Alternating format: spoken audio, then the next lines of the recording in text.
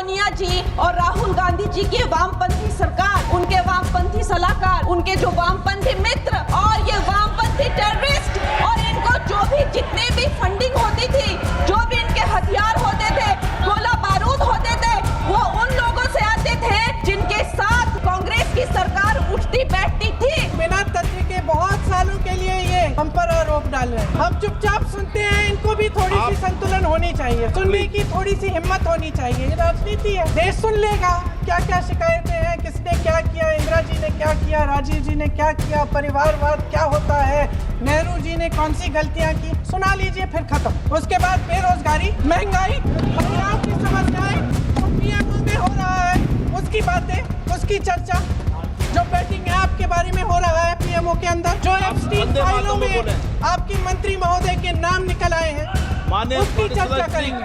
हम ये बहस यहाँ आज दो वजहों से कर रहे हैं।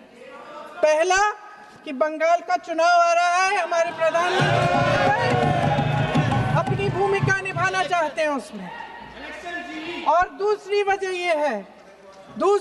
ये है, ये मकसद है, पुरानी मकसद इनकी अध्यक्ष महोदय कि जिन्होंने स्वतंत्रता की लड़ाई लड़ी, जिन्होंने देश के लिए बड़ी बड़ी कुर्बानियां दी, उन पर सरकार नए आरोप लादने का मौका चाहती है।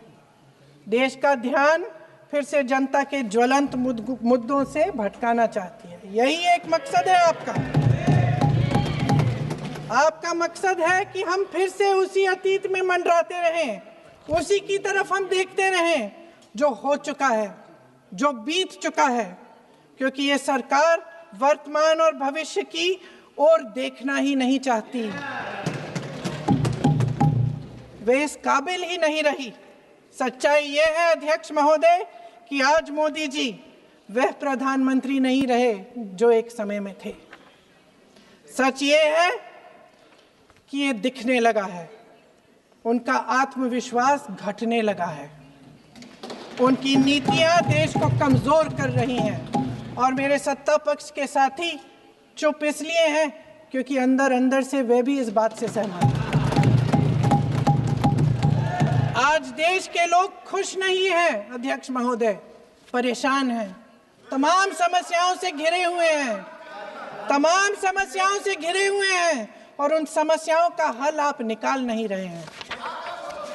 हाँ ठीक है, उसका भी बोल लेंगे, समय आएगा तो उसका भी बोल लेंगे, बल्कि कल समय आ रहा है, चुनाव पे चर्चा होगी, उस पे भी बोलेंगे।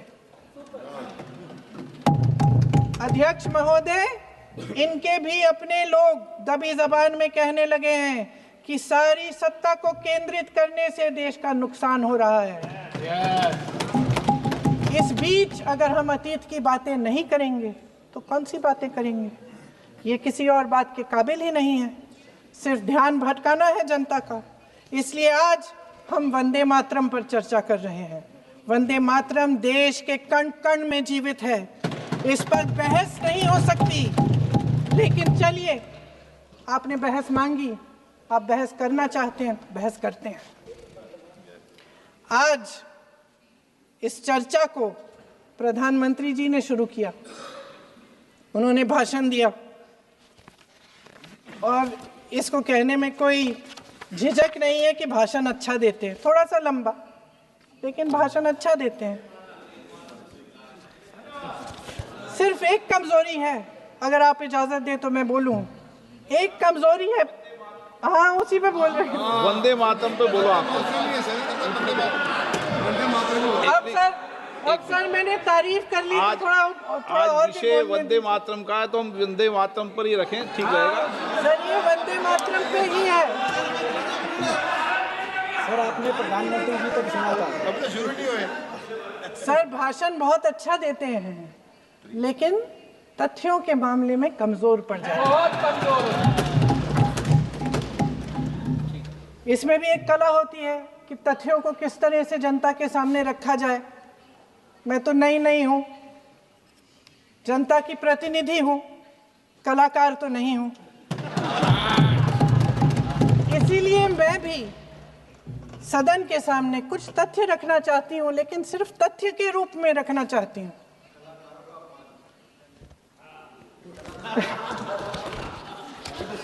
मैं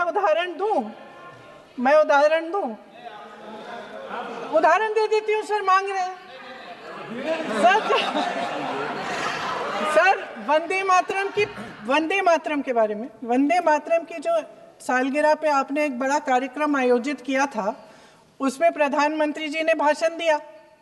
उसमें उन्होंने कहा कि 1896 में पहली बार गुरुदेव रविंद्रनाथ टैगोर ने ये गीत एक अधिवेशन में गाया।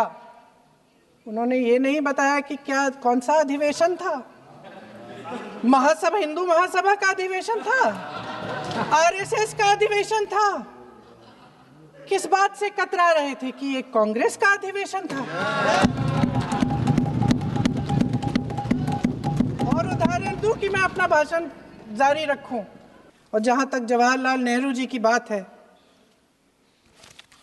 जितनी देर हमारे प्रधानमंत्री, देश के प्रधानमंत्री रहे हैं, 12 साल हो गए हैं, लगभग उतने ही सालों के लिए जवाहरलाल नेहरू जी जेल में रहे। किस लिए? इस देश की आज़ादी के लिए। उसके बाद 17 साल के लिए प्रधानमंत्री रहे। आप बड़ी आलोचना करते हैं इनकी, लेकिन अगर इन्होंने इसरो नहीं बनाया होता तो आज आपका मंगलयान नहीं होता। अगर DRDO नहीं बनाया होता तो तेजस नहीं बनता। अगर IIT और IIM नहीं बनाए होते तो हम आज IT में आगे नहीं होते। अगर एम्स नहीं बनाया होता तो हम कोरोना की जब बड़ी चुनौती का सामना कैसे करते? हाँ, वही बना कुछ भी। इसका मतलब है इस मुद्दे का जवाब नहीं है आपके पास।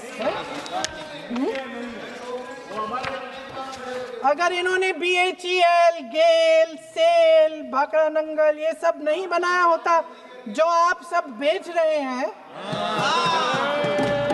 तो ये विकसित भारत कैसे बनता? और मत कहिए बाकी। पंडित जवाहरलाल नेहरू इस देश के लिए जिए। सुन लीजिए, बाकी भी बेच देंगे। पंडित जवाहरलाल नेहरू इस देश के लिए जिए और देश की सेवा करते करते उन्होंने दम तोड़ा। फिर भी सुन लीजिए, मेरी एक सलाह ले लीजिए। सर, मैं आपके माध्यम से सलाह दे रहे हैं, अब छोड़ना नहीं। सर, मैं आपके माध्यम से एक सलाह दे देती हूँ। हमारे प्रधानमंत्री महोदय 12 सालों से इस सदन में हैं, मैं मात्र 12 महीनों से हूँ। फिर भी छोटी सी सलाह है। उन्होंने अभी हाल ही में चुनाव था, कुछ महीनों पहले उन्होंने एक सूची निकाली थी कि विपक्षी दलों ने और विपक्ष के नेताओं ने कितने अपमान किए हैं इनके, और उसमें शायद 90-99 ऐसे उन्होंने अपमानों की सूची बनाई थी। तो मैं उनको एक छोटी सलाह देना चाहती हूँ कि नेहरू जी से जितनी भी शिकायतें हैं, जितनी भी गलतियाँ उन्होंने की आपके जहन में, जितनी भी गालियाँ देनी है, जितना भी अपमान करना है, उसकी भी एक सूची बना दीजिए। नहीं, बात खत्म नहीं है। 999 अपमान, 9,999 अपमान, सूची बना दीजिए।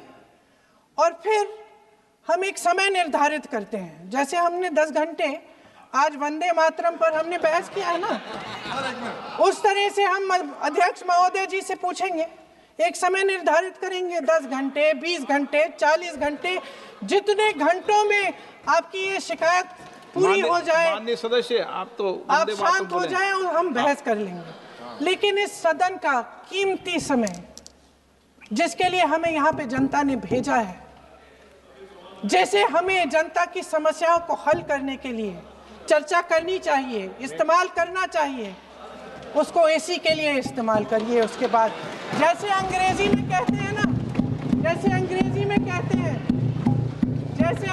में कहते हैं कि once and for all let's close the chapter, close कर लीजिए। देश सुन लेगा क्या क्या शिकायतें हैं, किसने क्या किया, इंदिरा जी ने क्या किया, राजीव जी ने क्या किया, परिवारवाद क्या होता है, नेहरू जी ने कौन सी गलतियां की, सुना लीजिए, फिर खत्म। उसके बाद बेरोजगारी, महंगाई, महिलाओं की समस्याएं, उसकी चर्चा, जो बैटिंग ऐप के बारे में हो रहा है पीएमओ के अंदर, आप जो बाकी सदस्य प्लीज जो एप्स्टीन वंदे फाइलों मातरम में में बोलें। आपके मंत्री महोदय के नाम निकल आए हैं, मान्य उसकी चर्चा सदस्य प्लीज करेंगे। आप वंदे मातरम में बोले। आप वंदे आप इधर उधर डाइवर्ट मत हो। यही वंदे मातरम